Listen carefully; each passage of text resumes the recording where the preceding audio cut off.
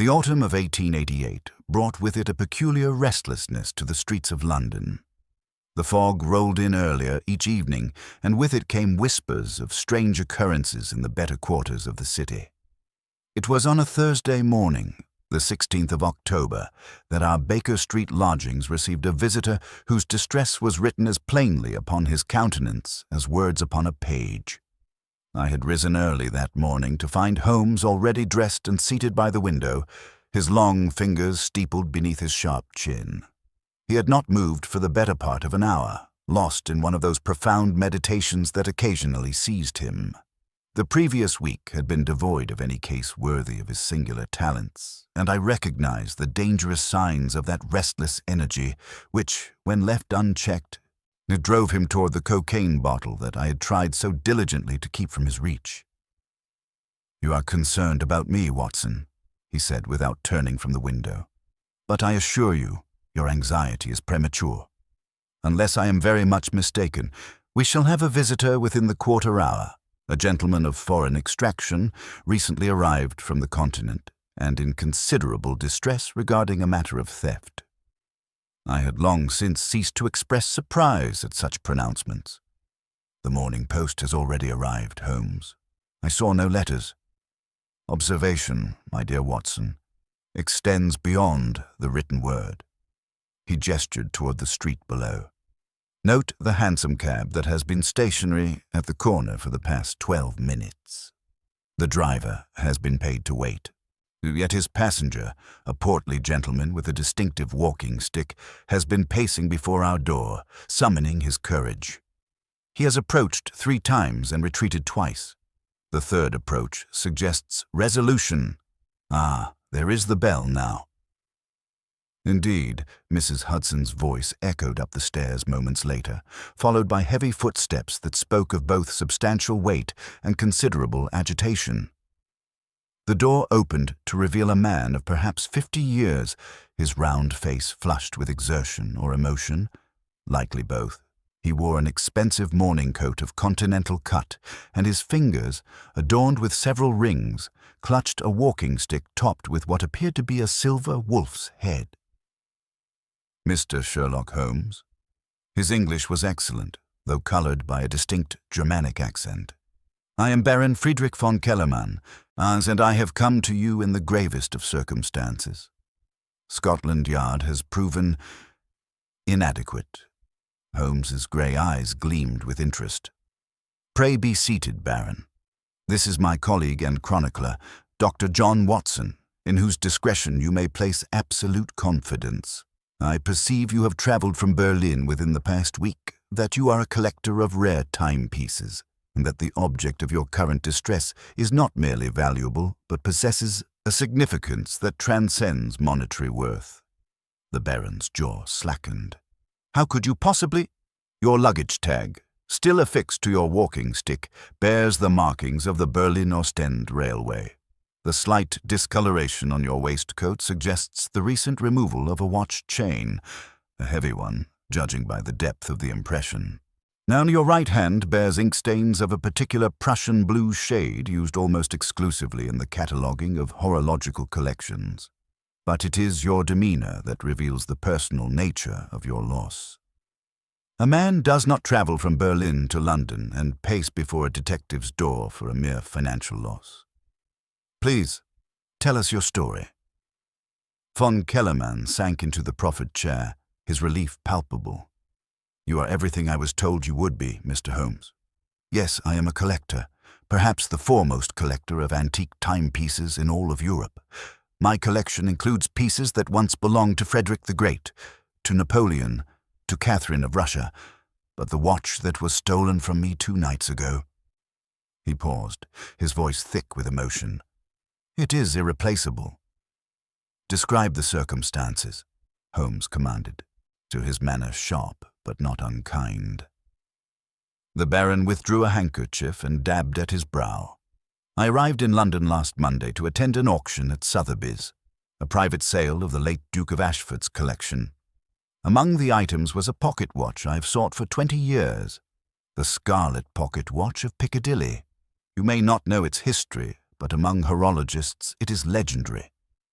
"I confess my ignorance," said Holmes, reaching for his pipe.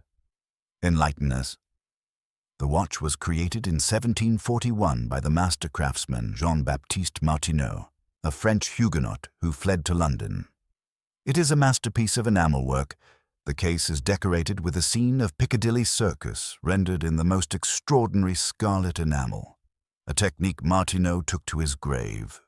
But the watch's fame derives not from its beauty alone. It was commissioned by Lord Edward Ashford, the third Earl, who was rumoured to have used it to coordinate certain, shall we say, politically sensitive activities during the Jacobite Rising of 1745. I leaned forward with interest. "You mean the watch has historical significance?"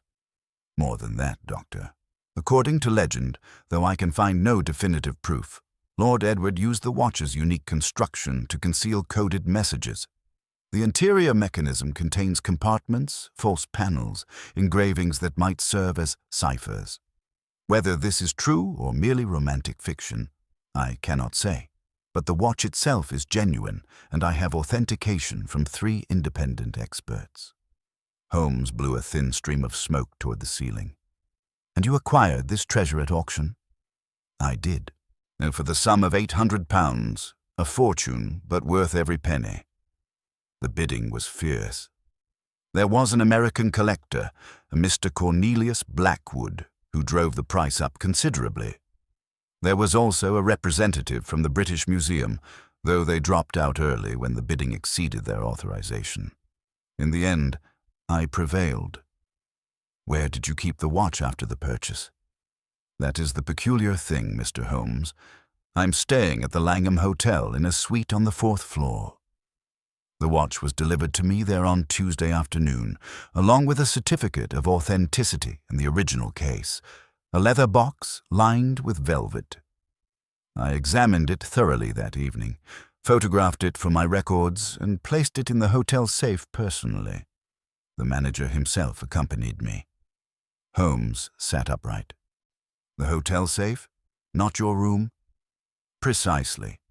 The Langham's safe is considered impregnable. It is a Chubb patent safe, installed just 2 years ago, with a combination known only to the manager, Mr. Edmund Hartley, and myself. Yet when I went to retrieve the watch yesterday evening to show to a colleague, it was gone."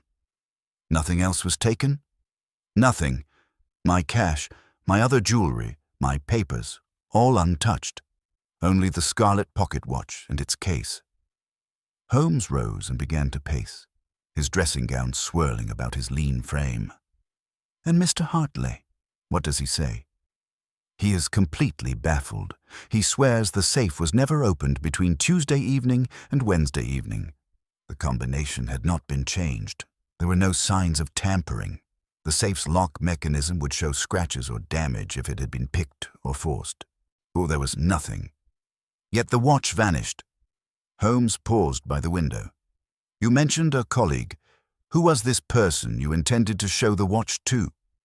"Professor Horace Whitmore of the Royal Society. He is writing a monograph on 18th century horology, and had written to me requesting an opportunity to examine the Scarlet watch. We had arranged to meet in my suite at 8 o'clock yesterday evening. Instead, I was forced to inform him of the theft. The poor man was devastated. He's been researching this particular timepiece for years. I could see Holmes's mind working behind those penetrating eyes. This Professor Whitmore, had he been aware of your intention to bid on the watch?" "Yes, we had corresponded about it. He even provided me with historical documentation that strengthened my resolve to acquire it. So he could not afford such a piece himself, you understand, but he was passionate about ensuring it went to someone who would preserve it properly. Most altruistic." Holmes's tone suggested a different interpretation. "And the American bidder, Mr. Blackwood?" "A Texas oil magnate, I am told. New money, but genuine in his enthusiasm for collecting. He was quite gracious in defeat, actually. We shared a brandy after the auction, and he expressed hope that I might allow him to view the watch at some future date. I saw no harm in it. Collectors must support one another after all." "Quite so." Holmes returned to his chair. "Baron von Kellermann, You have consulted Scotland Yard. What was their conclusion?" The Baron's face darkened. "That insufferable Inspector Lestrade.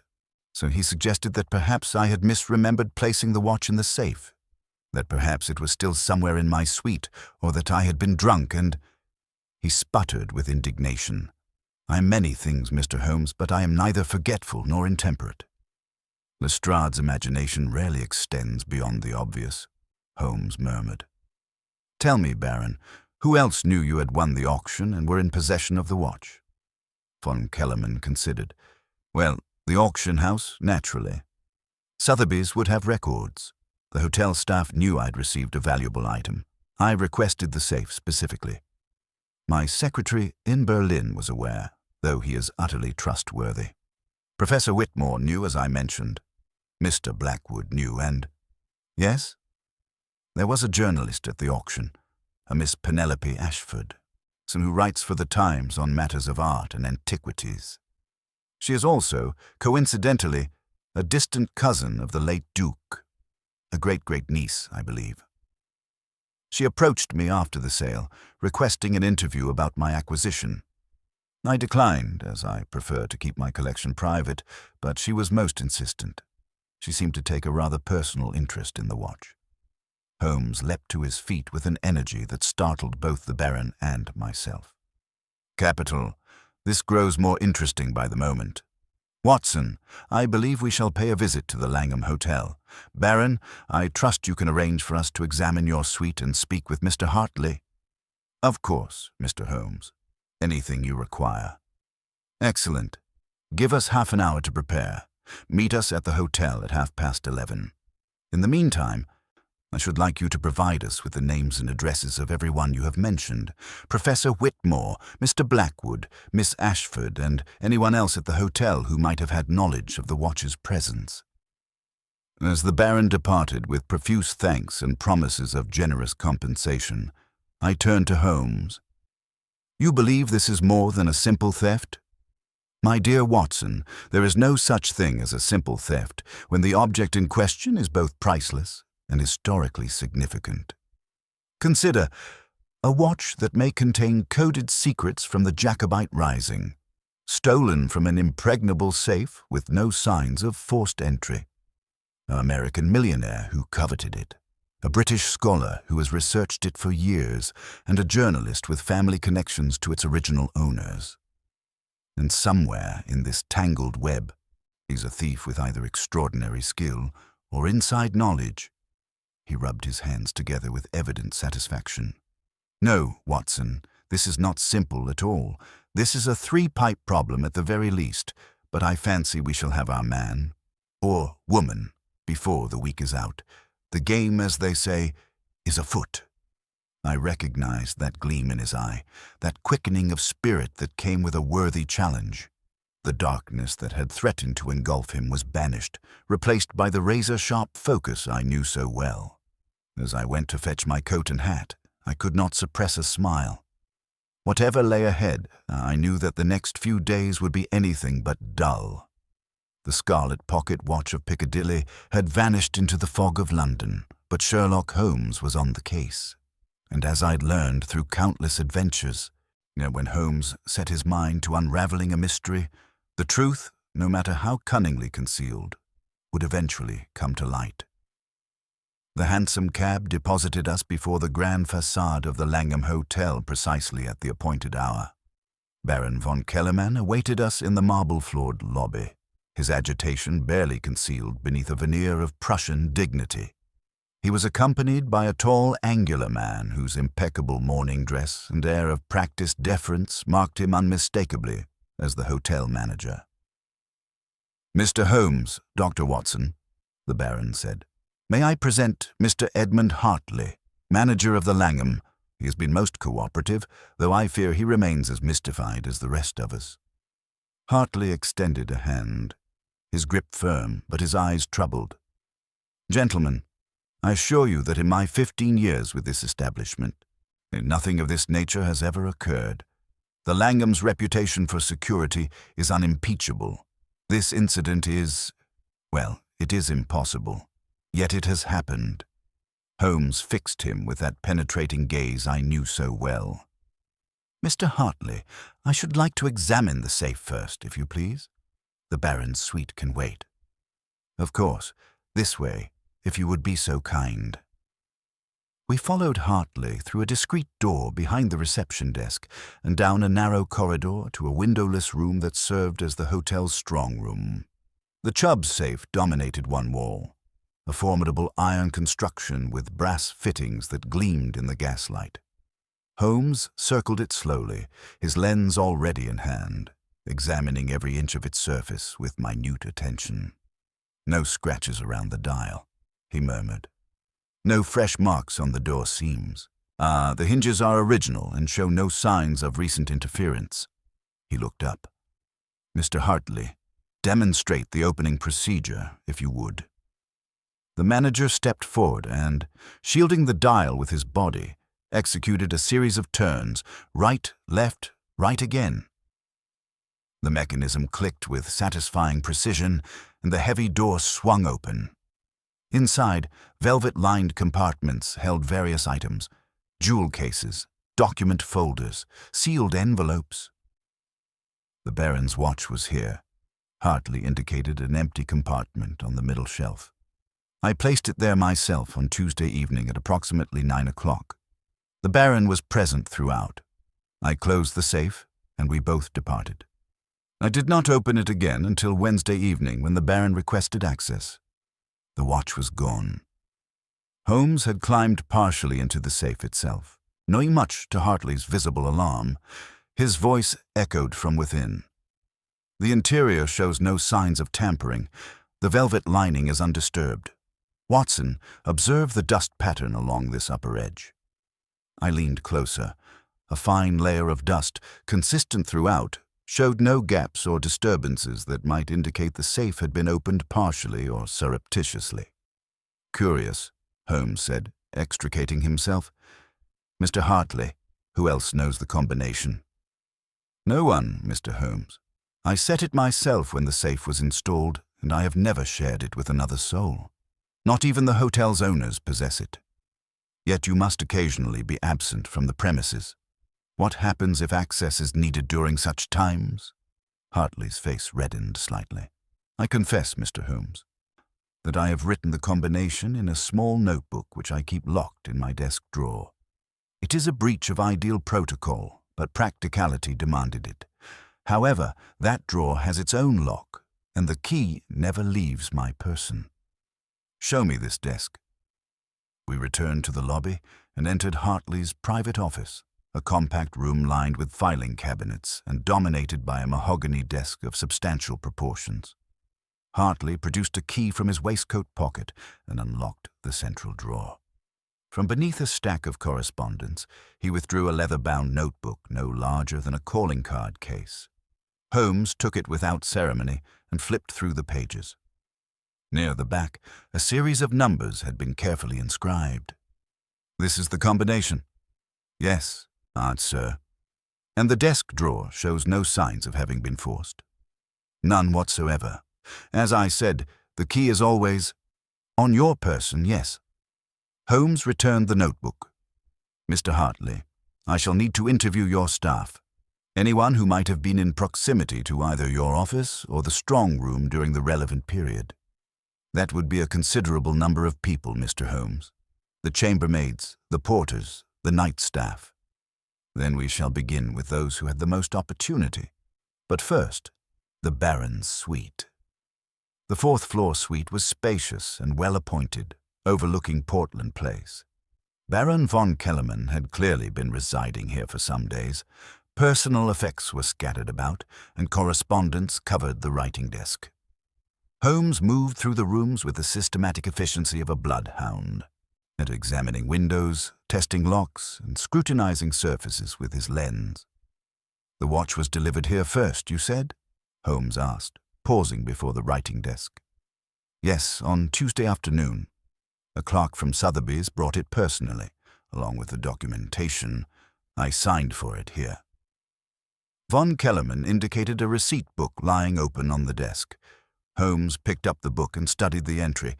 His eyebrows rose fractionally. The delivery was made at 3:15. You examined the watch that evening, you said. For how long? Perhaps an hour.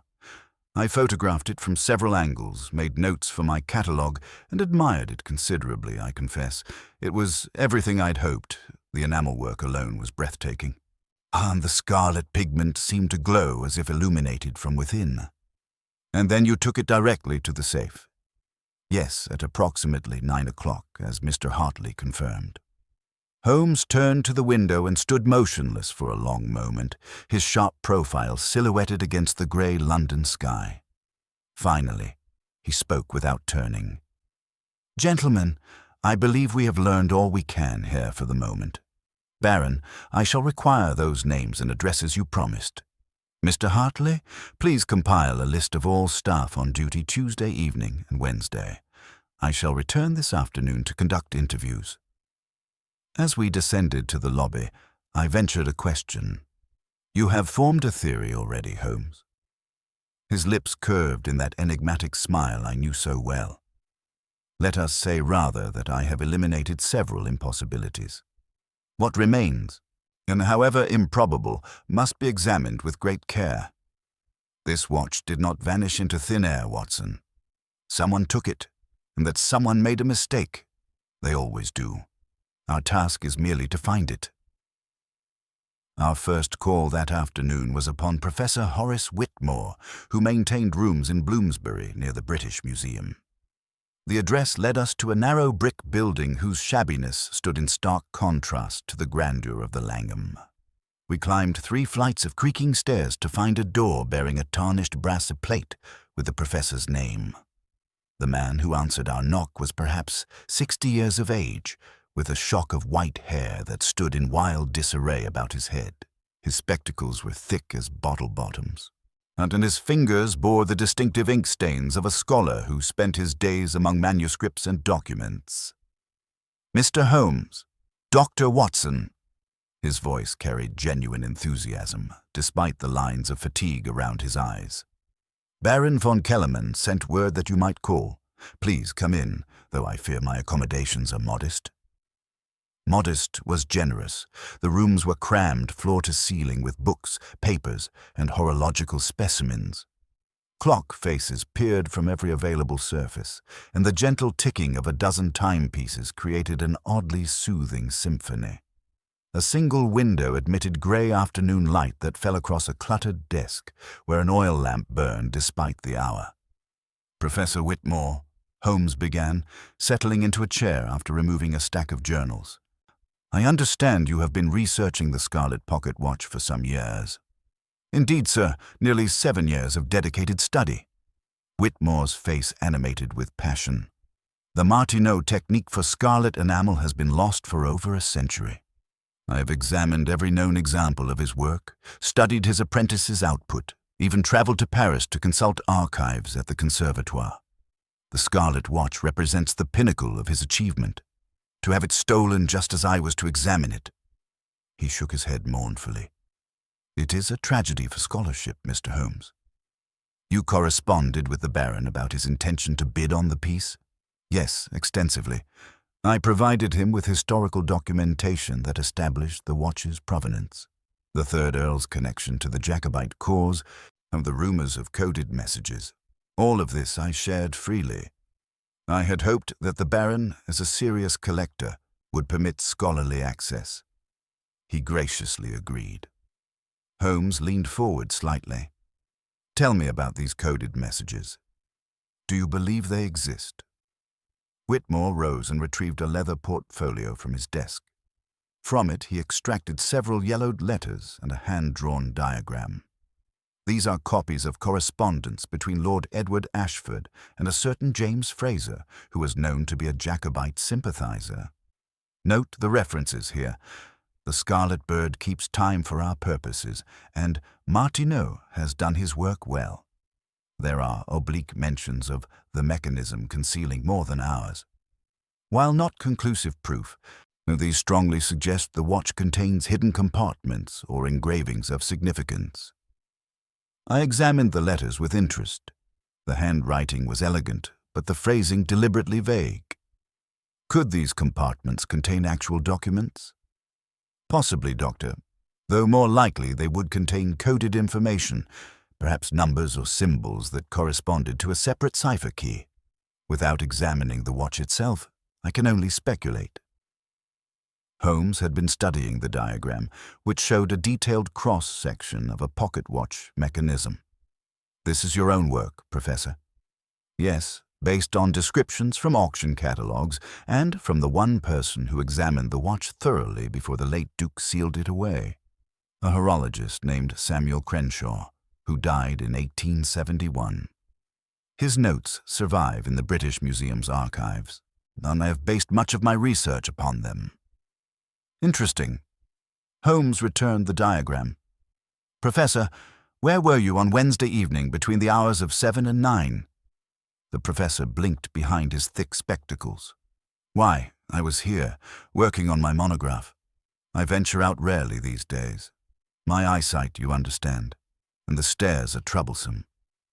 Can anyone corroborate this? Well, my landlady, Mrs. Pemberton, brought up my supper at 7:30. Otherwise, I was alone. Mr. Holmes, surely you don't suspect? Holmes waved a dismissive hand. I suspect everyone and no one, Professor. It is my method. Tell me, did you attend the auction at Sotheby's? I did, though I could not bid. I wished merely to see the watch displayed. It was magnificent, even viewed from across the room. Of the scarlet enamel seemed almost luminous. You spoke with the Baron afterward. Briefly. I congratulated him on his acquisition and confirmed our appointment for Wednesday evening. I also encountered Mr. Blackwood, the American collector. He was disappointed in his loss, but philosophical about it. We discussed the watch's historical significance. He seemed particularly interested in the Jacobite connection. He claimed descent from Scottish ancestry. Holmes rose abruptly. One final question, Professor.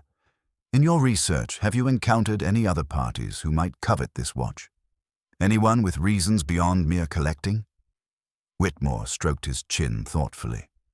There was an inquiry last year from a private collector in Edinburgh who declined to identify himself.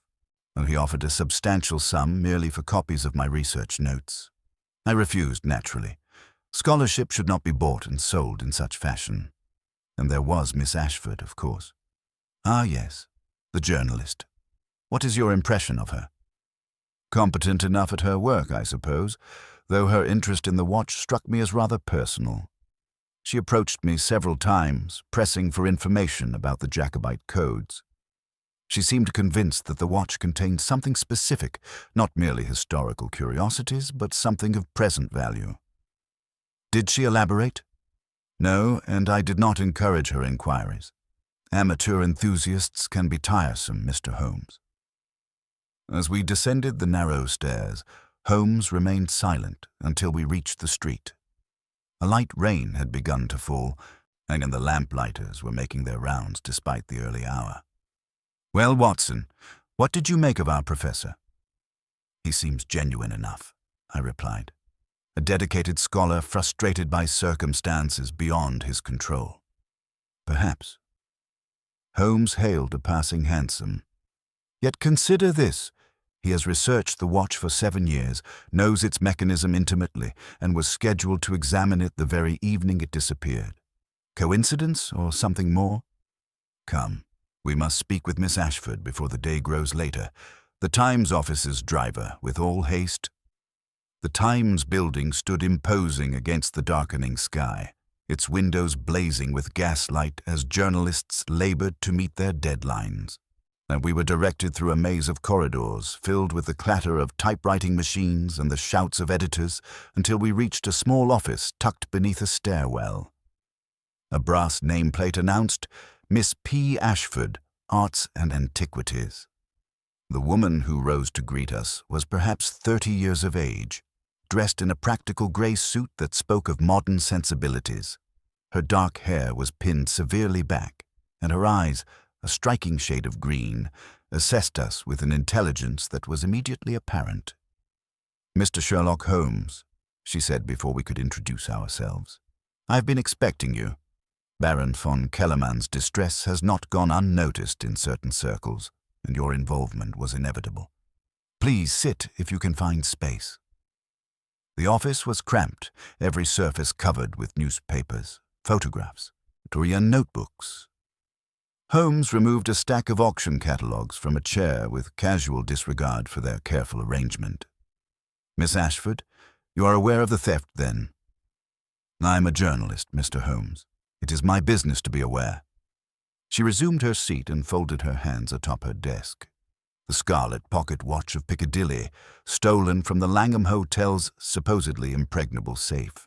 A delicious mystery, though I confess a personal interest that transcends mere professional curiosity. "Your family connection to the late Duke?" "Precisely. My great-great-uncle, though we never met. The family fortunes have declined considerably since Lord Edward's time. While my cousin accumulated treasures, I earn my living by the pen.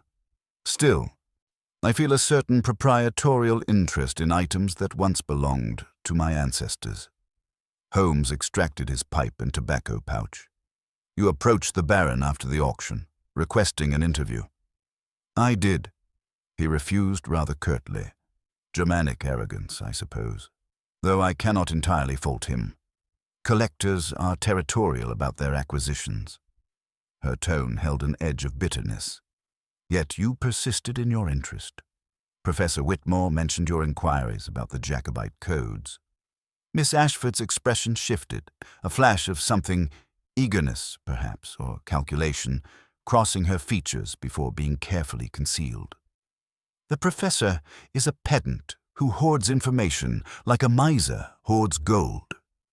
"Yes, I have researched the watch's history. Unlike the good professor, so I have access to family documents he has never seen." "Such as?" She hesitated, then opened a drawer and withdrew a folded letter, yellowed with age. "This was written by Lord Edward Ashford to his son in 1746, shortly before his death. It has been in my family's possession for generations. Read it, if you like." Holmes took the letter and held it toward the lamp. I read over his shoulder. "My dear son, should the worst befall me, know that our cause's secrets rest secure in the Scarlet Guardian. Martineau's genius has created a sanctuary that only our blood may unlock. The mechanism reveals itself to those who possess the key. 3 turns counter to time's natural course. Then the heart's chamber yields its treasure. Destroy this letter. The knowledge dies with our line." "Remarkable," Holmes murmured. "Yet you have not destroyed it. My ancestor was a romantic fool who backed the wrong horse. The Jacobite cause failed, and the Ashfords paid dearly for their involvement. But this letter suggests the watch contains something of value, perhaps documents, perhaps something else entirely. I believe I have the right to discover what my forebear concealed. Even if the watch now belongs to another," her chin lifted defiantly. "Even then, this is my heritage, Mr. Holmes. The Baron purchased an object. He did not purchase my family's history." Holmes refolded the letter and returned it. "Miss Ashford, where were you on Wednesday evening?" "Here, working on an article about Renaissance bronzes. I left the office at approximately 10 o'clock, took a hansom to my lodgings in Marylebone, and retired for the evening. Now, my landlady can confirm my return, though I doubt she noted the precise time." "You live alone?" "I do. Shocking, I know, for a woman of my station, but I value independence over respectability." Holmes stood and began to pace the narrow confines of the office. "Tell me, Miss Ashford, in your research, did you discover the identity of the key your ancestor mentioned? The mechanism that reveals the hidden chamber?" "If I had, Mr. Holmes, I would have been far more insistent with the Baron. The letter is tantalizingly vague. 3 turns counter to time's natural course. It might refer to the winding mechanism, to some aspect of the case's opening, or to something else entirely. Without the watch itself, I can only speculate. Yet you attended the auction specifically to see it." "Of course. I hope to examine it closely, not to note any unusual features. But the display case allowed only cursory observation. The scarlet enamel was extraordinary, far more vibrant than I had imagined. There was a depth to it, as though one could see through layers of color into something beyond. Holmes paused at the window, gazing down at the rain-slicked street below. One final question. You mentioned others who might be interested in the watch. Professor Whitmore told us of an anonymous collector in Edinburgh. Do you know anything of this person? Miss Ashford's face grew guarded. I have heard rumors. Someone who claims Jacobite ancestry and believes the watch contains evidence that could rehabilitate certain historical reputations. But I have no name, no confirmation. The professor mentioned this to you. He did. Then perhaps his research is not so hoarded as I believed. She stood, signaling the interview's conclusion. Mr. Holmes, I will be frank with you. I want that watch found, and I want to examine what it contains.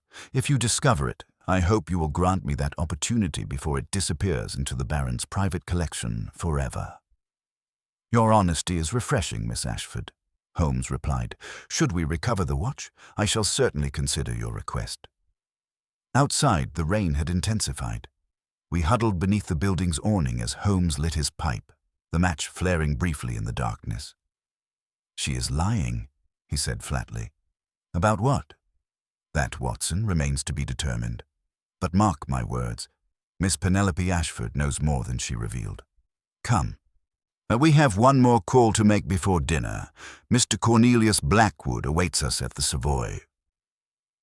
The Savoy Hotel presented a stark contrast to our earlier surroundings, its opulent lobby glittering with crystal chandeliers and marble columns.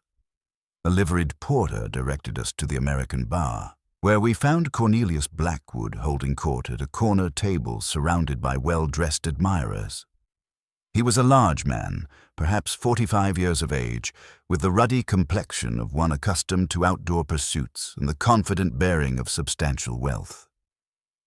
Mr. Holmes, he boomed upon seeing us, his Texas drawl unmistakable. I've been half expecting you since I heard about poor von Kellerman's misfortune. Gentlemen, if you'll excuse me. Business calls. His companions dispersed with murmurs of disappointment, leaving the table to ourselves. Blackwood gestured expansively. Bourbon? No? Well, I hope you don't mind if I indulge. It's been a peculiar few days, I can tell you that. He signaled a waiter with practiced ease. I suppose you're here to ask if I stole the Baron's watch. Save us both some time? I didn't. Holmes settled into his chair with that deceptive casualness I knew concealed absolute attention. Your directness is appreciated, Mr. Blackwood, though I wonder why you assume theft would be my first conclusion. Because I wanted that watch something fierce, Mr. Holmes. Made no secret of it during the bidding. Drove the price up to £800 before I had to bow out. My financial advisor would have had apoplexy if I'd gone higher. When a man loses something he coveted and then it gets stolen, well, natural to be suspicious. Yet you took your defeat graciously, I understand. Shared a brandy with the Baron afterward. Why not? No point being a sore loser. Besides, I admired his passion for the piece. We collectors are a breed apart, you understand. We appreciate each other's obsessions even when we're rivals. He paused as his bourbon arrived, taking a generous swallow. I even told him I'd be pleased to view it sometime if he was amenable. What particularly attracted you to the Scarlet watch, Mr. Blackwood? The American's eyes took on a distant quality. My great-grandmother was a Fraser from Inverness. Came to America after the 45, when things got hot for Jacobite sympathizers. Family stories said we had connections to the Rising, though nothing provable. Because when I learned about Lord Edward Ashford's watch and its possible connection to that whole business, well, it spoke to something in my blood, you might say. You are interested in the historical significance, then, rather than merely the craftsmanship? Both, Mr. Holmes. I've made my fortune in oil, but money without heritage is just numbers in a ledger. I've been building a collection of items connected to my Scottish ancestry. Got a fine dirk that supposedly belonged to a Fraser at Culloden, some letters, a few other pieces. The watch would have been the crown jewel. Holmes leaned forward slightly. Mr. Blackwood, how much do you know about the watch's alleged hidden mechanisms? Blackwood's expression grew cagey. I've heard the rumors, same as everyone. Secret compartments, coded messages, all very romantic. Professor Whitmore mentioned it during our conversation at the auction. Said he'd spent years trying to unravel the mystery. Can't say I know whether it's truth or fairy tale. You spoke with the professor then? Briefly. Seemed a decent enough fellow, if a bit obsessed. We discussed the historical context, the Jacobite cause, the role of the English aristocracy, that sort of thing. He was more interested in the scholarly aspects. I'm more of a treasure hunter at heart, I suppose. And Miss Ashford? Did you speak with her as well? The journalist. Yes, she cornered me after the auction, asking questions about my interest in the watch. Seemed rather intense about it. I got the impression it was personal for her, beyond just a story for her newspaper. He studied Holmes over the rim of his glass. You think one of us took it? Now the professor, the lady, or me? I think nothing yet, Mr. Blackwood. I'm gathering information. Where were you on Wednesday evening? Right here at the Savoy. Had dinner with some business associates in the River Room. We were discussing a railway investment scheme. Must have been a dozen people who can vouch for my presence from 7 o'clock until nearly midnight. After that, I retired to my suite on the 6th floor and didn't emerge until morning. Your associates, their names? Blackwood rattled off a list of names that meant nothing to me, though Holmes noted them in his pocketbook with apparent interest. All respectable gentlemen, Blackwood added. Well, mostly respectable. This is London, after all. Everyone's got their little secrets. Quite so. Holmes returned his notebook to his pocket. Mr. Blackwood, have you heard anything about an anonymous collector in Edinburgh who has shown interest in the watch? The American's brow furrowed. Can't say I have. Though Edinburgh makes sense. That's Jacobite country. If someone up there believes the watch contains something important to Scottish history, they might be willing to go to considerable lengths to obtain it. Your own interest extends only to possession, then. You have no particular desire to unlock whatever secrets the watch might contain. Mr. Holmes, I'm a businessman. I deal in tangible assets. If the watch contains some hidden treasure or historical bombshell, that's a bonus. But honestly, I'd be just as happy displaying it in my collection room back in Houston and telling dinner guests about its mysterious past. The romance of the thing is enough for me. Holmes rose abruptly. Thank you for your time, Mr. Blackwood.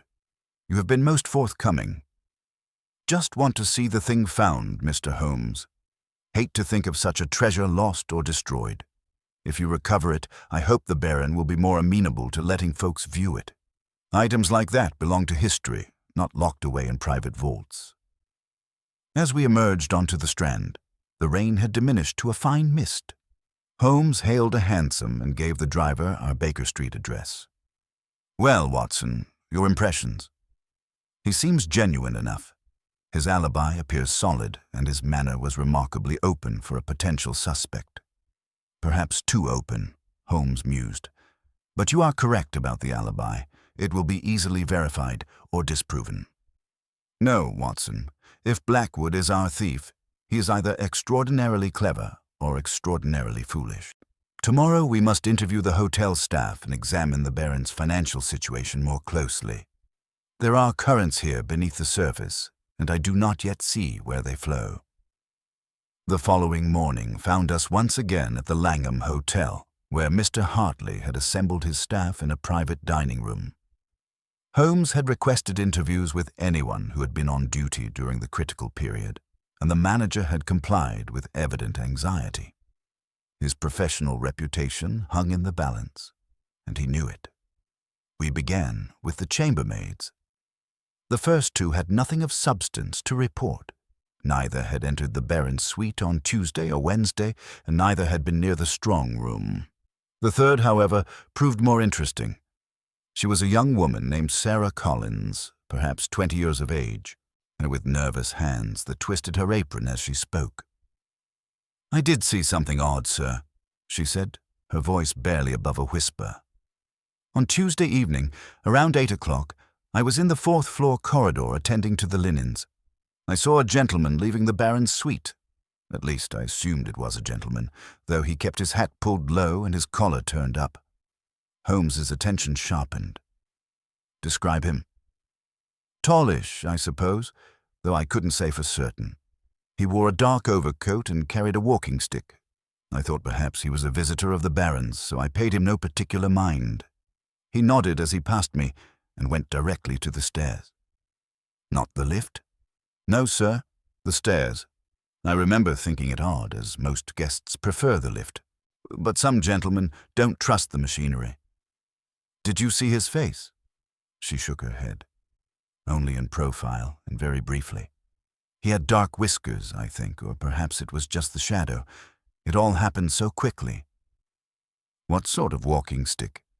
I'm not certain. Dark wood, perhaps with a silver handle. I'm sorry, sir, I didn't look closely." Holmes dismissed her with thanks and turned to me. "Interesting, Watson. A mysterious visitor at 8 o'clock, 1 hour before the Baron claims to have deposited the watch in the safe. Yet the Baron mentioned no visitors. Perhaps a guest in another suite. On the 4th floor, we shall inquire." Holmes summoned Hartley and posed the question. The manager consulted his register and shook his head. Only 3 suites were occupied on the 4th floor that evening. The Baron's and the Marchioness of Pembroke's. She is an elderly lady who retired early and receives no callers. And Mr. and Mrs. Ashworth from Manchester, who were at the theatre. No male guests matching that description were registered. The next interview was with the night porter, a grizzled man named Thomas Watts, who had served at the Langham for 20 years. His testimony was precise and delivered with the confidence of long experience. "I was on duty from 6 o'clock Wednesday evening until 6 o'clock Thursday morning, Mr. Holmes. I maintain a log of everyone entering and leaving the premises." On Wednesday evening, the Baron went out at 7:30 and returned at 9:15. He seemed agitated, asked if there had been any visitors to his suite. I told him there had not. "You are certain of the time?" "Absolutely certain, sir. I noted it in my log." He produced a leather-bound book and indicated the entries. Holmes examined them with minute attention. "And during the Baron's absence, did anyone approach the reception desk or show interest in his suite?" Watts considered carefully. "There was a telegram delivery boy around 8 o'clock, but he left his message at the desk and departed immediately. And there was a lady who inquired about rooms available for next month. She spent perhaps 10 minutes discussing options with the clerk before leaving. No one else of note." "This lady, describe her." "Well-dressed, perhaps 30 years of age. Dark hair beneath a fashionable hat. She wore spectacles, which I particularly noticed because they had green-tinted lenses. Said she was considering a stay during the winter season." Holmes and I exchanged glances. The green spectacles were unusual, though not unheard of for those with sensitive eyes. "Did she give a name?" "She did not make a reservation, sir. The clerk might remember if she introduced herself." The clerk, when summoned, proved less observant. "A lady, yes, but I see dozens each day. She asked about rates and availability, nothing more. I cannot recall her name if she gave one at all." Holmes dismissed them and began pacing the small dining room, his fingers drumming against his thigh in that characteristic gesture that indicated intense concentration. "Watson, consider the timeline. The Baron dines out on Wednesday evening from 7:30 to 9:15. During his absence, a mysterious woman makes inquiries at the desk, inquiries that require no follow-up and yield no reservation. The perfect opportunity to observe the lobby, ask the staff routines, the access to the strong room corridor. You believe she was reconnoitering? Possibly, or creating an alibi. Note that Watts places her at the hotel at 8 o'clock, the same hour when Miss Ashford claims to have been working at the Times office. But the spectacles are easily purchased at any optician's shop, Watson. A simple disguise that alters one's appearance considerably. No, I believe our mysterious visitor bears investigation. He turned to Hartley. The strong room, who has access beyond yourself? Only the assistant manager, Mr. Perkins, but he has been on holiday in Brighton since Monday. He returns tomorrow. And the key to your desk drawer, you are absolutely certain it never left your possession? Hartley's face grew pale. Well, there was one occasion on Wednesday afternoon when I removed my waistcoat to assist with a delivery of furniture to the ballroom. I was gone perhaps 15 minutes. The waistcoat was hung in my office, unattended. I locked the office door, but, he faltered, the key to the office hangs on a hook in the reception area, accessible to senior staff. Holmes's expression grew grim. Mr. Hartley, I fear your security procedures are less rigorous than you believed. Someone with knowledge of your routines could have accessed that notebook, memorized the combination, and replaced everything without your knowledge. The question is, who possessed such knowledge, such opportunity, and such motive? He strode to the window and gazed out at the grey London morning. Watson, we must return to Baker Street. I need to review everything we have learned, and I need my files. There is a pattern here, but I do not yet see it clearly. Send word to the Baron. I shall have news for him by evening.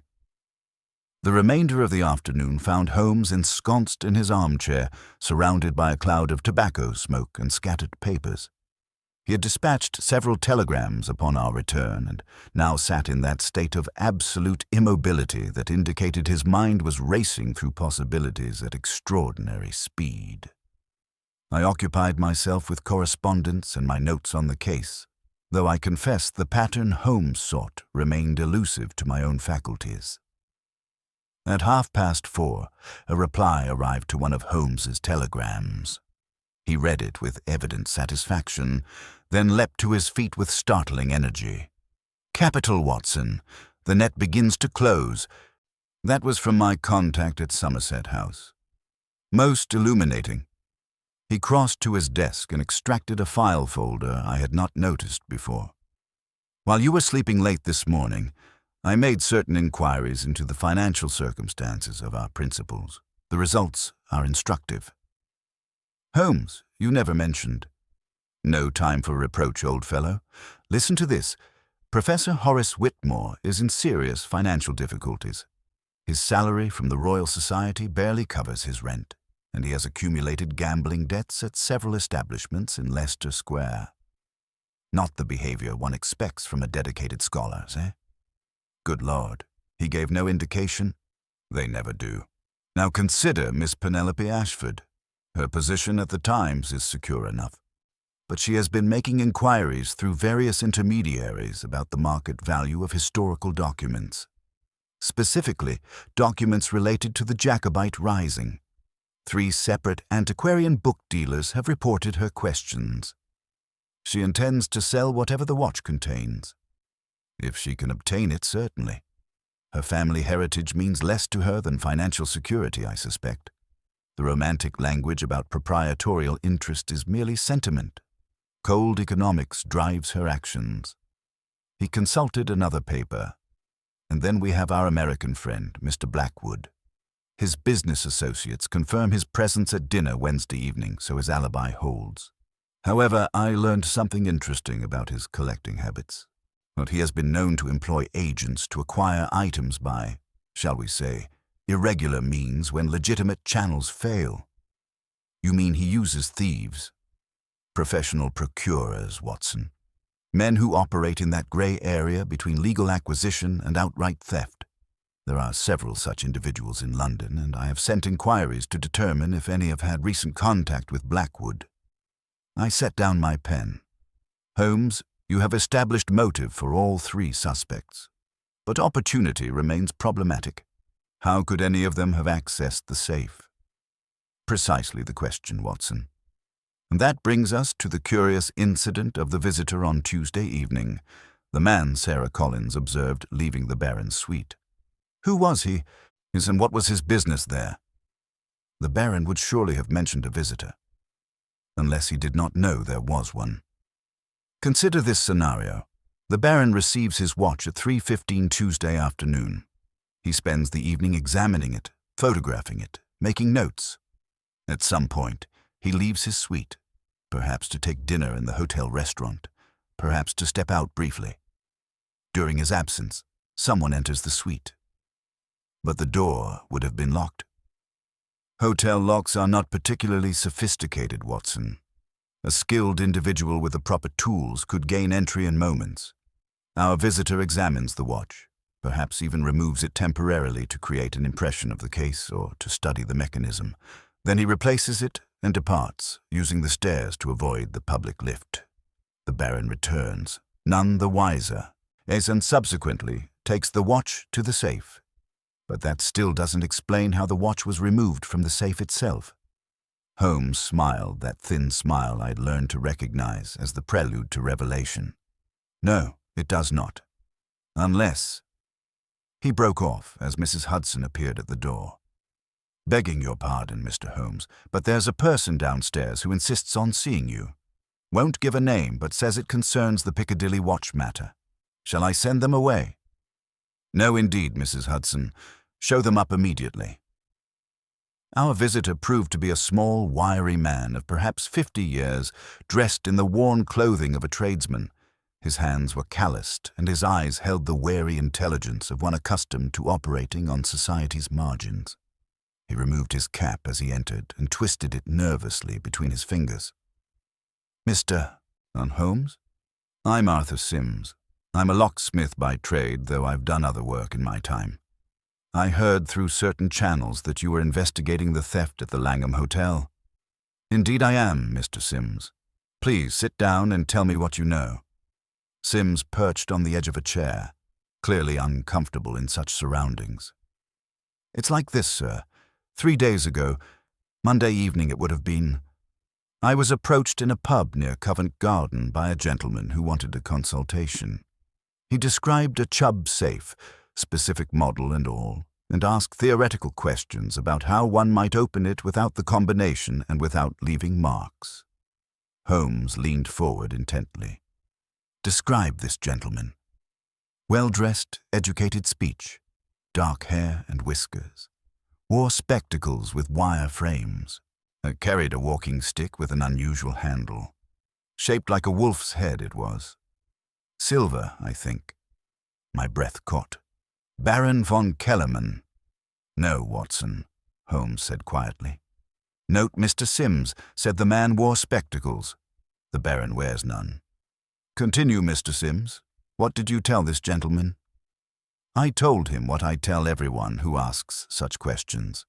That modern safes can't be cracked without specialized knowledge, and that anyone attempting it would be caught. But he pressed me, offered good money just for theoretical information. So I explained about impressioning techniques and how a skilled operator might create a false key for the desk lock if they could access the original briefly. And what did this gentleman do with your information? He thanked me, paid me £5 for my time, and left. I thought nothing more of it until I heard about the theft. Then I got to thinking, what if I'd helped someone plan a crime? I don't want that on my conscience, Mr. Holmes. Holmes rose and paced to the window, his silhouette dark against the fading afternoon light. For a long moment he said nothing, allowing the implications of Sims's testimony to settle over the room like morning fog over the Thames. Finally, he turned back to our visitor. Mr. Sims, this gentleman with the wolf's head walking stick, did he mention why he needed this theoretical information? Did he claim to be testing security for his own premises, perhaps? No, sir. He was careful not to say much at all. Just asked his questions, listened to my answers, and paid me. Very businesslike he was. But there was something in his manner, an intensity, so like a man with a specific purpose in mind. And you would recognize this man if you saw him again? I believe so, sir. It was a brief encounter, but memorable. The walking stick alone would be distinctive. Holmes withdrew a card from his desk and scribbled an address upon it. Mr. Sims, I may need you to identify this individual. Can you make yourself available tomorrow morning at 10 o'clock? There will be additional compensation for your time and your civic conscience. The locksmith took the card with evident relief. Gladly, Mr. Holmes. I'll be there prompt. He departed with profuse thanks, leaving Holmes and myself to contemplate this new development. The Baron's walking stick, I said as soon as the door closed. But Holmes, surely the Baron wouldn't consult a locksmith about opening his own safe. It makes no sense. Doesn't it, Watson? Consider, the Baron is a collector of considerable wealth. He travels extensively. Might he not wish to understand the vulnerabilities of the various security measures he encounters? Knowledge is power, after all, particularly when one possesses valuable and portable assets. You're suggesting the Baron planned the theft of his own watch. I'm suggesting nothing yet. I'm merely collecting data. He resumed his seat and steepled his fingers beneath his chin. But we must now add another possibility to our considerations. What if the Baron's watch was never in the safe at all? What if he claimed to deposit it there, but instead secreted it elsewhere, then claimed theft to collect insurance or to cover some other scheme? But to what end? He paid £800 for the watch. Why steal from himself? Insurance fraud is the obvious answer, though the Baron strikes me as too wealthy to require such measures. No, if he staged this theft, there must be a more compelling reason. Holmes reached for his pipe and began the familiar ritual of filling it. Watson, do you recall the Baron's words when he first visited us? He said the watch was irreplaceable. Not merely valuable, but irreplaceable. What if he discovered something about the watch, something in those hidden compartments we've heard so much about, that made it dangerous to possess? Then why not simply destroy whatever he found? Because one does not destroy historical treasures lightly, particularly if one is a collector of the Baron's caliber. But one might arrange for the watch to disappear under circumstances that cast no suspicion upon oneself. He paused, smoke curling from his pipe. Alternatively, the Baron might be exactly what he appears, a victim of theft by someone who gained access to information about the safe's combination through the very means Mr. Sims described. But who? Which of our suspects possessed the Baron's walking stick? Holmes's eyes gleamed. An excellent question, Watson, and one we shall answer tomorrow. But first, I must verify certain details with the Baron himself. Come, we shall pay him another visit at the Langham. I have questions that require immediate answers. We found Baron von Kellermann in his suite, surrounded by correspondence and visibly agitated. His greeting was effusive but strained. Mr. Holmes, have you news? The situation grows more intolerable by the hour. I have received a letter from my insurers demanding verification of the watch's existence before they process my claim. They seem to doubt my word. A routine precaution, I'm sure, Baron. Holmes's tone was casual, but his eyes were sharp. I have a few questions that may seem unusual, but I assure you they are pertinent. First, your walking stick, the one with the silver wolf's head handle. Where did you acquire it? The Baron looked puzzled. It was a gift from a colleague in Munich many years ago. Why do you ask? Have you had it in your possession continuously since your arrival in London? Yes, of course. It never leaves my side. Well, except when I retire for the evening, then it rests beside my bed. Mr. Holmes, what has my walking stick to do with the theft? Perhaps nothing. Perhaps everything. Has anyone borrowed it or expressed particular interest in it? No one, though. He hesitated. Professor Whitmore did admire it when we met briefly at the auction. He remarked on the craftsmanship of the wolf's head, but that was merely polite conversation. Holmes nodded slowly. Baron, I must ask you something of a delicate nature. On Monday evening, did you by any chance visit a public house near Covent Garden? The Baron's face flushed with indignation. Certainly not. I'm staying at one of London's finest hotels. Why would I frequent such an establishment? No offense intended, I assure you. One final question. On Tuesday evening, between the hours of 7 and 9, did you leave your suite for any reason? I did step out briefly around 7:30 to visit the hotel's smoking room, in perhaps 20 minutes, no more. I had received some distressing news from Berlin, business matters, and wished to clear my head before examining the watch. During that 20-minute absence, could someone have entered your suite? The Baron's eyes widened, but the door was locked. I am most particular about such things. Nevertheless, hotel locks can be compromised by those with the necessary skills. I believe someone did enter your suite that evening, Baron, someone who wished to examine the watch before it was secured in the safe. But who? And why? That, Baron von Kellermann, is precisely what I intend to discover. Tomorrow morning I shall require you to accompany Dr. Watson and myself to Baker Street at 10 o'clock sharp. I believe we shall have all our suspects assembled, and the truth will finally emerge. In the meantime, I strongly suggest you verify that your walking stick is indeed where you believe it to be.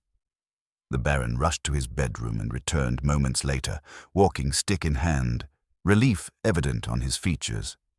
It is here, exactly where I left it. For now, Holmes said cryptically. Until tomorrow, Baron, I bid you good evening. As we departed the Langham, I turned to Holmes with barely suppressed curiosity. You have solved it, haven't you? You know who took the watch. Let us say rather that I have formulated a theory, Watson. Tomorrow will prove whether that theory holds water or whether I must return to my chemistry experiments in disgrace. Come, we have much to prepare before our theatrical presentation tomorrow morning.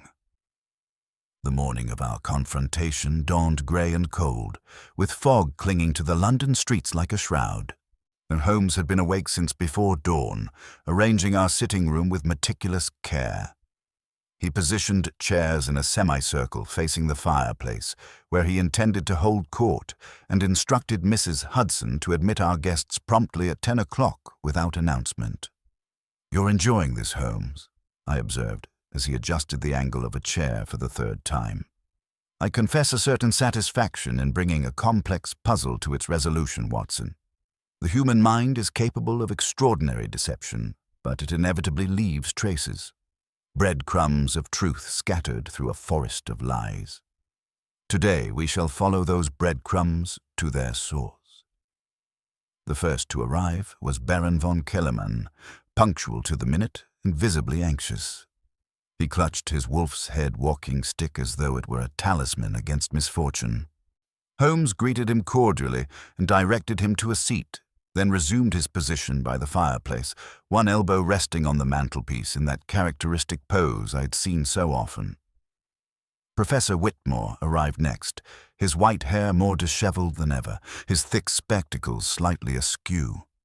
He nodded nervously to the Baron and took a seat at the far end of the semicircle, his ink-stained fingers drumming against his knee. Miss Penelope Ashford swept in 5 minutes later, dressed in a severe black dress that suggested mourning or perhaps merely a dramatic flair. Her green eyes surveyed the assembled company with cool assessment before she selected a chair equidistant from both the Baron and the Professor. "Mr. Holmes," she said, her voice carrying an edge of impatience, "I trust this summons indicates you have recovered the watch. Now I have a deadline for my next article, and my editor is most insistent." "All in good time, Miss Ashford. We await one more guest." Mr. Cornelius Blackwood arrived moments later, his Texas exuberance somewhat muted by the solemnity of the occasion. "Morning, folks. Quite the gathering you've assembled, Mr. Holmes. Should I have brought my lawyer?" His attempt at levity fell flat in the tense atmosphere. "That won't be necessary, Mr. Blackwood. Please be seated." Holmes waited until our American friend had settled into his chair, then addressed the group. "I've asked you all here because each of you has been, in one way or another, involved in the mystery of the Scarlet pocket watch of Piccadilly. Some of you through innocent interest, others through more questionable motives. Before this morning is concluded, and the truth will be revealed, and the watch, if my deductions are correct, will be restored to its rightful owner." The Baron leaned forward eagerly. "You have found it? Where?" "Patience, Baron. First, let me reconstruct the events as they occurred. The watch was auctioned at Sotheby's last Tuesday. You, Baron, were the successful bidder, paying £800 for a prize you had sought for many years. The watch was delivered to your suite at the Langham Hotel at 3:15 Tuesday afternoon. You examined it extensively that evening and, at approximately 9 o'clock, placed it in the hotel's safe. On Wednesday evening, when you attempted to retrieve it, the watch had vanished. No signs of forced entry, no disturbance to the safe's mechanism. An impossible theft, or so it seemed. Holmes paused, his gaze moving from face to face. But nothing is impossible, merely improbable. The key to this mystery lay not in the safe itself, but in the events of Tuesday evening, events that went unobserved by the Baron, but were witnessed by others. He turned to von Kellermann. "Baron, you mentioned stepping out of your suite Tuesday evening for approximately 20 minutes. During that absence, someone entered your rooms and examined the watch. A chambermaid observed a tall gentleman with dark whiskers and a walking stick leaving your suite around 8 o'clock. This mysterious visitor had picked your lock with professional skill, examined the watch carefully enough to understand its mechanism, and departed without taking it." "But why?" the Baron sputtered. "Why not simply steal it, then?" "Because the watch was not yet in the safe, Baron. Or the theft had to occur after you had secured it there, to create the appearance of an impossible crime. You see, our thief needed to divert suspicion from the true method of the theft, a method that required knowledge of the safe's combination." Professor Whitmore had gone pale. "Are you accusing me, Mr. Holmes?" "I was nowhere near the hotel that evening." "On the contrary, Professor, you were very much present, though not as yourself." Holmes crossed to a side table and retrieved a small wooden box. From it, he extracted a false beard and a pair of spectacles with clear lenses. "These items were discovered this morning in a dustbin behind your lodgings in Bloomsbury. Most careless of you to dispose of them so close to home." The professor half rose from his chair. "This is preposterous. I have never—" "Please sit down, Professor. So your denials are pointless. We have a witness, Mr. Arthur Sims, a locksmith, who will identify you as the man who consulted him Monday evening about opening a Chubb safe. You wore a disguise then as well, but you made the fatal error of carrying the Baron's distinctive walking stick." "His walking stick?" Miss Ashford's voice was sharp. "How could Professor Whitmore have possessed the Baron's walking stick?" "An excellent question, Miss Ashford, and one that brings us to the heart of the conspiracy. For you see, Professor Whitmore did not act alone. He had an accomplice, someone who had access to the Baron, who could borrow the walking stick briefly on Monday without arousing suspicion, and who shared his obsessive interest in discovering what secrets the Scarlet watch contained." Holmes turned his penetrating gaze upon Miss Ashford. "So you attended the auction, Miss Ashford? You spoke with the Baron, with Professor Whitmore, with others? At some point, perhaps when the Baron was distracted by the bidding, perhaps during the celebratory gathering afterward, you borrowed his walking stick, claimed you admired the craftsmanship, perhaps, or needed it to assist an elderly companion. A momentary loan, easily forgotten in the excitement of the auction." Miss Ashford's face had hardened into a mask. "You have no proof of this fantasy." "On the contrary, I have considerable proof, but first, let me complete the reconstruction." Holmes resumed his position by the fireplace, his voice taking on that quality of absolute certainty that brooked no contradiction. "Miss Ashford provided the walking stick to Professor Whitmore on Monday evening, allowing him to create the appearance of being Baron von Kellermann when he consulted the locksmith. The disguise was simple but effective. False whiskers, a change of clothing, and that distinctive wolf's head cane. The locksmith, seeing these details, naturally assumed he was speaking with a foreign gentleman of means, never suspecting the shabby academic who stood before him. "This is all speculation," Professor Whitmore protested, though his voice lacked conviction. "Is it?" Then explain the telegram I received this morning from a pawnbroker in Whitechapel. 3 days ago, you pawned a gold pocket watch, your own grandfather's watch according to the inscription, for £5. Curious behavior for a man who claims to revere horological specimens. Unless, of course, you needed that exact sum to pay Mr. Sims for his consultation. The professor's shoulders sagged, but he said nothing. With the locksmith's information in hand, you and Miss Ashford formulated your plan. On Tuesday evening, while the Baron dined, you entered his suite. Hotel locks are elementary for someone with your manual dexterity, Professor. You examined the watch, memorized its mechanism, perhaps even made sketches. But you did not take it. Not yet. Why not? Demanded Blackwood. Seems like the perfect opportunity. Because taking it then would have pointed directly to someone with physical access to the Baron's rooms. No, the theft had to occur from the safe itself, creating an impossible crime that would baffle the authorities and provide ample time for escape. To accomplish this, you needed the safe's combination. Holmes turned to Miss Ashford, which is where your role became crucial.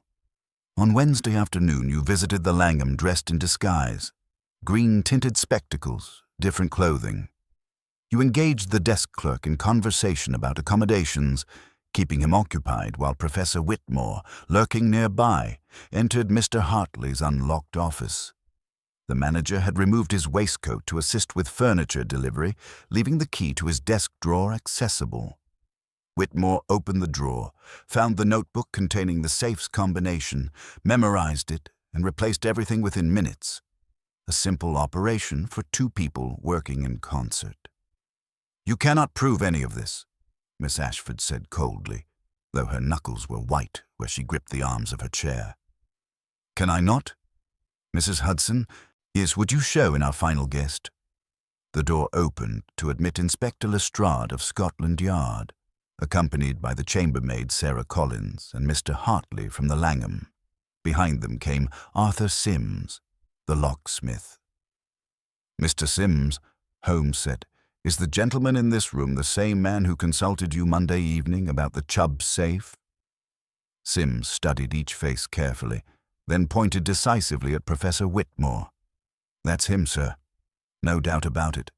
The walking stick was distinctive, but it's his voice I remember most clearly. Educated, precise. Same man.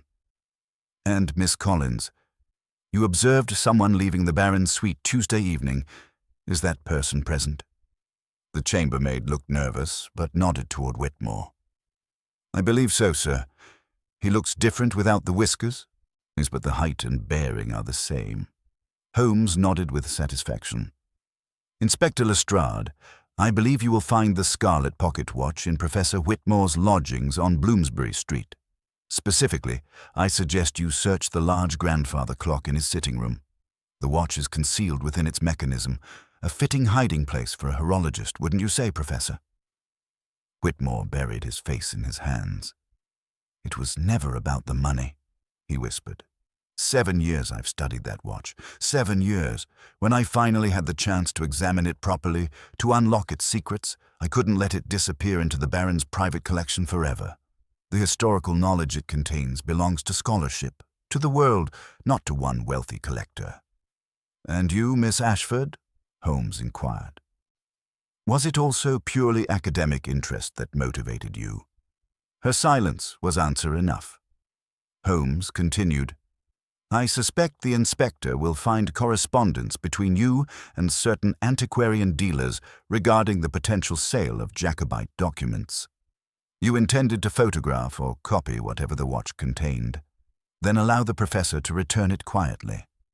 The Baron would have his treasure, you would have your profit, and no one would be the wiser. But the Baron hired me, and your carefully laid plans unraveled. Lestrade stepped forward, producing handcuffs. Professor Horace Whitmore, Miss Penelope Ashford, I'm arresting you both for theft and conspiracy. You'll come with me. As the inspector led them away, Whitmore shuffling in defeat, Miss Ashford rigid with fury, the remaining company sat in stunned silence. Finally, the Baron von Kellerman found his voice. The walking stick, Mr. Holmes. How did you know it was central to the case? Because Mr. Sims described it so precisely, Baron. When you insisted it had never left your possession, I knew someone had borrowed it briefly. Briefly enough that you never noticed its absence. Miss Ashford was the only person who had both the opportunity and the connection to Professor Whitmore. Everything else followed from that single deduction. Blackwood stood and extended his hand. Remarkable work, Mr. Holmes. Truly remarkable. I don't suppose, Baron, now that this unpleasantness is concluded, you might permit me to view the watch once it's recovered. Von Kellerman managed a weak smile. Perhaps, Mr. Blackwood. After this ordeal, I confess I'm less possessive of my treasures than I was.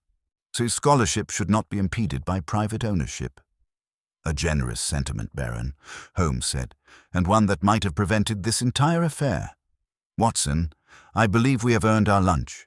Mrs. Hudson has prepared something special. The afternoon brought Inspector Lestrade back to Baker Street, triumphant and bearing a leather case lined with velvet. Inside, nestled against the cushioning, lay the scarlet pocket watch of Piccadilly.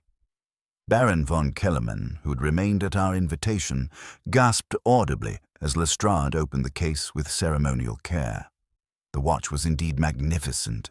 The scarlet enamel depicted Piccadilly Circus with extraordinary detail. Tiny figures populated the scene, carriages rolled along miniature streets, and the whole composition seemed to glow with an inner luminescence that defied the grey afternoon light filtering through our windows. The craftsmanship was so exquisite that one could almost believe the scene might animate itself at any moment. Found exactly where you said, Mr. Holmes, Lestrade announced with satisfaction. Inside the grandfather clock's mechanism, the professor had created a special compartment for it. Quite clever, really. He confessed everything once we had the watch in hand. Said he couldn't bear the thought of destroying such beauty, even to save himself. Holmes examined the watch with his lens, turning it carefully in the light. And Miss Ashford? Did she prove equally forthcoming? Harder nut to crack, that one. But she admitted to the conspiracy eventually. Claimed it was the professor's idea entirely, though I suspect she was the driving force behind the scheme. She had already contacted 3 different dealers about selling copies of whatever documents the watch contained. Stood to make a considerable sum. The Baron reached out tentatively. May I? Lestrade handed him the case. Von Kellerman lifted the watch with trembling fingers, his eyes moist with emotion. I had begun to think I would never see it again. Mr. Holmes, I am eternally in your debt. Name your fee, whatever you ask. It is yours. We shall discuss remuneration later, Baron. For now, I'm more interested in the watch's secrets. You intended to examine it before it was stolen. Have you done so since its recovery? I have not had the opportunity. No, the inspector brought it directly here from the professor's lodgings. Holmes's eyes gleamed with that familiar hunger for knowledge. Then let us remedy that omission. Mr. Blackwood, you expressed interest in viewing the watch. Would you care to join our examination? The American, who had been sitting quietly throughout Lestrade's report, leaned forward eagerly. I would be honored, Mr. Holmes. We gathered around Holmes's desk as he laid out a velvet cloth and placed the watch upon it. Under the bright light of his lamp, the scarlet enamel seemed even more vivid.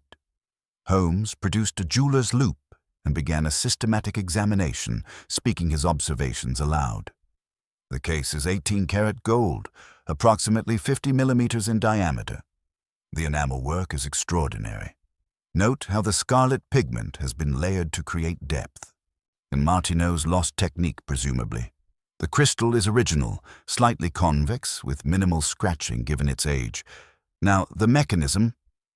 He pressed the winding crown, and the case sprang open, revealing an interior of such complexity that even I, with no horological knowledge, could appreciate its artistry.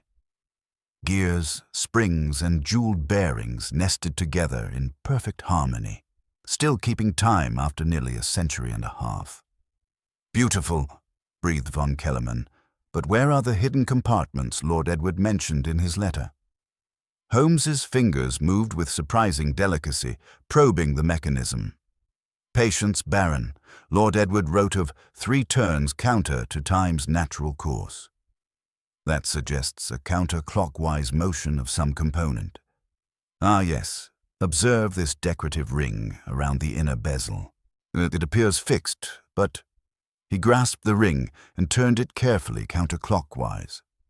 1 complete rotation, 2, 3. A soft click echoed in our silent room, and a section of the watch's inner case popped open, revealing a shallow compartment no larger than a postage stamp. Within lay a folded piece of parchment, yellowed with age but remarkably well preserved. Holmes extracted it with tweezers and carefully unfolded it on his desk. The writing was in a careful copperplate hand. The ink faded to brown, but still legible. "Good Lord," I murmured. "It's a list of names." Indeed it was. Perhaps 20 names, each followed by a location and a sum of money. At the top of the list was written, "True Friends of the Cause, Pledges for the Restoration, 1745. "It's a donor list," Holmes said. "Supporters of the Jacobite Rising answer along with their financial contributions. See here. Lord Pemberton, £500. Sir William Ashcroft, £300. These were members of the English aristocracy who backed Bonnie Prince Charlie's attempt to reclaim the throne." Von Kellermann's face had gone pale. "Do you understand what this means? These families, many still exist today. This document would have been explosive in 1745, evidence of treason against the crown. Even now, it represents a significant historical discovery, and a potential embarrassment to their descendants," added Blackwood. "No wonder Lord Edward hid it so carefully. No wonder Miss Ashford wanted it so badly. Her own ancestor's name is on this list." Holmes nodded. "Indeed. Lord Edward Ashford himself pledged £1,000, a fortune in that era. When the Rising failed and the government began hunting Jacobite sympathizers, this list would have meant execution or exile for everyone named upon it.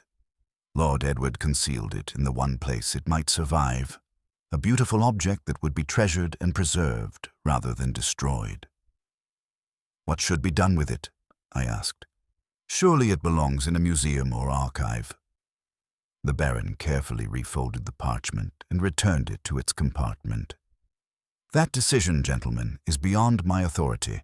This document is part of British history, however uncomfortable. I believe it should be donated to the British Museum, where scholars can study it properly and where it will be preserved for future generations." "A noble decision, Baron," Holmes said, "though I suspect certain families will be less than pleased when its contents become public knowledge." Lestrade cleared his throat. "Speaking of public knowledge, Mr. Holmes, the newspapers will want the story. How much should I tell them?" "The truth, Inspector, that a valuable historical artifact was stolen and recovered through detective work. The details of the conspiracy and the watch's contents can be revealed gradually. No need to create a sensation all at once." After Lestrade departed with his report and the Baron had secured the watch in an inner pocket, swearing to deliver it to the museum the following morning, Blackwood lingered for a final word. "Mr. Holmes, I've dealt with some sharp operators in the Texas oil fields, but your methods put them all to shame. If you ever tire of London, there's a place for you in America." Holmes smiled thinly. "I appreciate the offer, Mr. Blackwood, but my work is here. London provides sufficient puzzles to occupy my faculties." As our American friend departed, I turned to Holmes. Another case solved, though I confess I had my doubts when we began. "As did I, Watson, as did I." The evening found us in our customary positions, Holmes in his armchair with his pipe, myself with a glass of whiskey and my notebook open upon my knee. The fire crackled pleasantly, driving away the November chill that had settled over Baker Street. For a time, neither of us spoke, content in that companionable silence that comes from long association and mutual respect. Finally, I set down my pen and regarded my friend. "Holmes, There is one aspect of this case that troubles me. How did you know the watch would be hidden in the grandfather clock? You could have searched 100 different locations in Whitmore's lodgings. Holmes expelled a thin stream of smoke toward the ceiling. Elementary psychology, Watson. A man conceals his treasures in places that resonate with his deepest passions. For a horologist obsessed with timepieces, where else would he hide a stolen watch but within another clock? It was the most secure location in his rooms. He could monitor it constantly, and any search would naturally focus on more conventional hiding places. Yet you saw it immediately. Because I understand the criminal mind, Watson. Not in the sense of condoning it, but in appreciating how it operates. Whitmore was not a common thief motivated by greed. He was a scholar driven by obsession, by the belief that his quest for knowledge justified any action. Such men always betray themselves through their consistency. They cannot help but remain true to their nature, even when committing crimes. I made a note of this observation, then asked the question that had been nagging at me throughout the day. What of Miss Ashford? She struck me as the more calculating of the two conspirators. Indeed she was. Whitmore's motivations were almost pure in their academic fervor. Misguided, certainly, but rooted in genuine passion for historical truth. Miss Ashford, by contrast, saw the watch purely as a commodity to be exploited. She cared nothing for scholarship, only for the profit she could extract from whatever secrets it contained. In some ways, hers was the greater crime, for it was committed in full awareness of its moral dimensions. Will they face serious consequences? Almost certainly. The theft of such a valuable item, combined with the conspiracy and the violation of the Langham security, will result in substantial prison sentences. Whitmore's academic career is finished, and Miss Ashford will find herself unemployable in journalism. They gambled everything on a single scheme and lost. The fire popped and settled lower in the grate. I rose to add another log, then resumed my seat. And the document itself? Do you believe the Baron will truly donate it to the British Museum? I do. Despite his earlier possessiveness, I believe the theft taught him a valuable lesson about the dangers of hoarding historical treasures. The document belongs to history, not to any individual collector. Besides, the publicity will enhance his reputation considerably, the collector who discovered and donated a priceless Jacobite artifact. Von Kellermann is many things, but he is not immune to the appeal of scholarly recognition. The families named in that document will be mortified. Some, perhaps. Others may wear their ancestors' rebellion as a badge of honor. History has a way of transforming traitors into romantic heroes once sufficient time has passed. The Jacobite cause is long dead. Those names pose no danger to anyone now except to inflated family mythologies. Holmes fell silent, his eyes growing distant in that way I recognized as deep contemplation. After a moment he continued in a different tone, more reflective than usual. This case reminds me, Watson, of why I find my work so compelling. On the surface, it appeared to be a simple theft. Valuable object disappears from secure location. But beneath that surface lay layers of human motivation, historical intrigue, personal obsession, and carefully constructed deception. The watch itself was merely the catalyst that revealed these deeper currents. In solving its disappearance, we uncovered truths about human nature that transcend the immediate crime. You sound almost philosophical, Holmes. Perhaps I am growing old, Watson, and philosophical reflection comes with age. He smiled slightly at his own words. But no, I think rather that each case teaches us something about the infinite complexity of human behavior. Professor Whitmore could have simply asked the Baron for access to the watch. Von Kellermann, despite his initial refusal, might have been persuaded by scholarly appeals. Instead, Whitmore chose deception and theft, driven by impatience and a conviction that his ends justified any means. Then a simple conversation might have prevented this entire affair. Yet you seem to have some sympathy for him. I understand him, which is not the same as sympathizing. I understand the hunger for knowledge, the frustration of obstacles placed between oneself and desired information. In another life, under different circumstances, I might have made similar choices. The difference is that I recognize where the line exists between passionate pursuit and criminal action. Whitmore convinced himself that line did not apply to him. A knock at the door interrupted our conversation. Mrs. Hudson entered, bearing a telegram on her tray.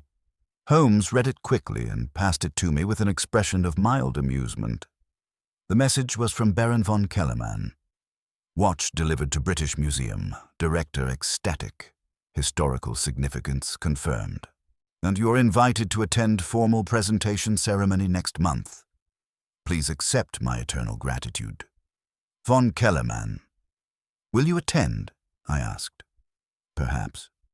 Though I confess I find the solving of mysteries more satisfying than the public celebration of their solutions. The intellectual challenge is its own reward, Watson. The recognition is merely a pleasant afterthought. He rose and stretched, then moved to the window where he stood looking out at the fog-shrouded street below. But for now, the case is closed, the watch has been recovered, justice has been served, and historical truth has been preserved. One could ask for no better conclusion. I closed my notebook and finished my whiskey.